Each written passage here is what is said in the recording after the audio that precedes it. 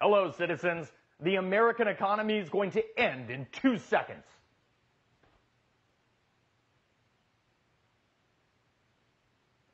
Okay, American economy is going to end in 10 minutes. It's going to happen. Watch out. Pack your bags.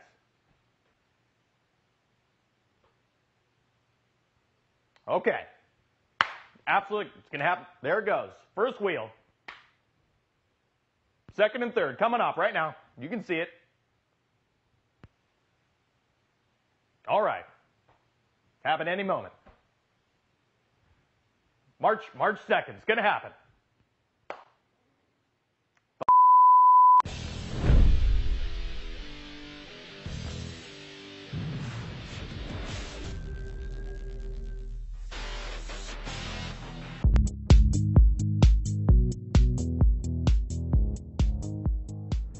According to the political priests in Washington, the end of the world is March 2nd. Hoard all your guns, gold, and food because America is going over the cliff once again. Woo! The White House proposed it originally, so the White House was being misleading recently when they denied that. On the other hand, a majority of Republicans in Congress voted for it. So they both accepted it as a trigger, as a kind of fail-safe mechanism. It would be too horrible to contemplate. And now it's happening. And it's just pathetic, really, that this is a political debate about Democrats. I hate to sound like some Google.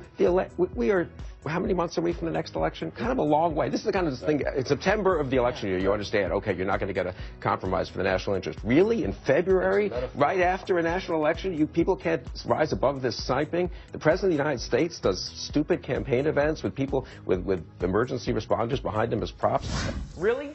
The debate about the debate, about the sequestration is what is pathetic. The Daily Kos refers to it as the GOP strategy to hurt the poor, harm national security, and destroy jobs to screw old folks. The Washington Post outlines the statewide state impact of millions of cuts from primary and secondary education and, of course, the suffering students. Politico says it would stall the momentum on cybersecurity legislation.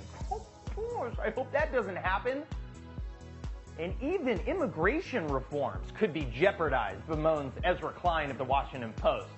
Lions and tigers and cups, oh my! How much are we talking about again?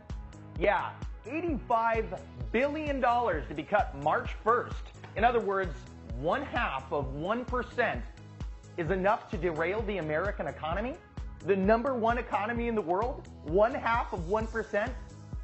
Is that how pathetic not only our economy has become, but our country, our politicians, everybody who threatens us with the end of the world every time? The New York Times calls it a political machete. George Will appropriately condemns the hysteria. Quote, "The sequester has forced liberals to clarify their conviction that whatever the government's size is at any moment, it is the bare minimum necessary to forestall intolerable suffering." That's how dramatic we've become. Post-Oscar hysteria, if you will. The fact of the matter is, you chicken littles out there, sequestration would only slow growth in Washington, just like every other draconian cut lamented over the past few years on Capitol Hill.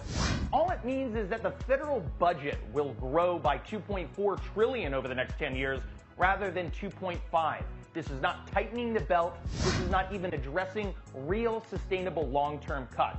This is, again, not doing anything. Capturing every corner of the alternative media, watch AMTV News Monday through Friday. Follow me on Twitter and like us on Facebook at Greenwave TV. Using the links below, find our source links and more videos like these at amtvmedia.com, part of the AMTV network, the voice of independence.